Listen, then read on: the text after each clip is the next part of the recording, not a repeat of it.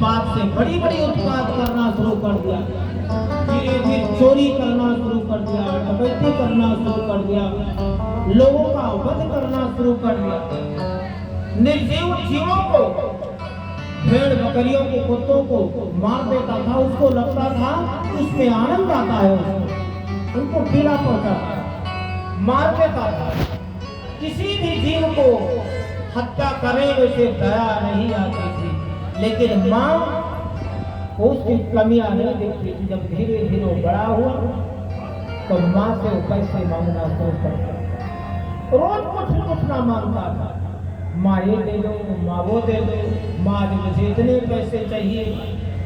माँ जब तक उसकी सीमा रेखा के नीचे थी तब तक उसकी ख्वाहिश पूरा करती गई, देती गई, पिता से छुपाती गई। जब बड़ी बड़ी मांग करना शुरू कर दिया धंधकारी ने, तो माँ से अब देने को कुछ रहा नहीं, तो उसने देने से मना कर दिया। तो माँ बाप दोनों को मारता था, मार पीट के। धन में, जो घर में धन रखा था, दौलत सा बेच बाच के उसने सब धीरे धीरे वैश्याओं के पास जाना शुरू कर दिया। धन का और खर्चा होना शुरू हो गया। जितना वैभव था, जितना धन था, सब जाकर वहीं पर सुबह से शाम तक पड़ा रहता, वही खाता पीता था, नृत्य देखता था और सारे धन दौलत लुटाकर चला।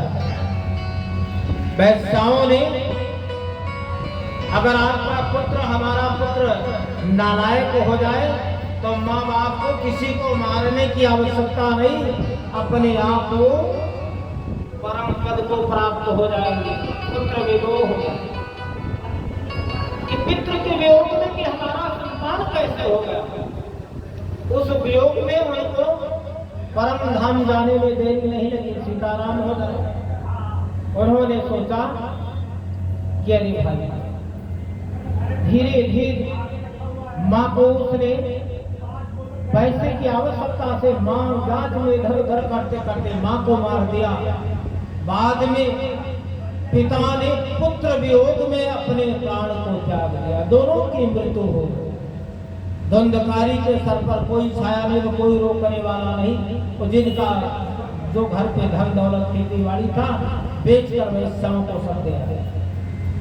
वो सब तो उन्होंने खा लिया। एक बार उन्होंने कहा कि सब कुछ तो तुम्हारे पास रहा नहीं, अब कैसे मेरे पास आओगे? मेरे यहाँ आने के लिए तो धन की आवश्यकता है। एक दिन राजा के यहाँ गया, राजा का धन चुराया और बहुत सारा धन लेकर गया। तो वैश्याओं को, अप्सराओं को डर लगा कि ये राजा का लूटा हुआ धन है, अगर कहीं पता लगा तो इसको तो मृत्यु होगी ही होगी, ये तो मरेगा मरेगा, साथ में मुझे भी सजा मिलेगी। और कौन सी?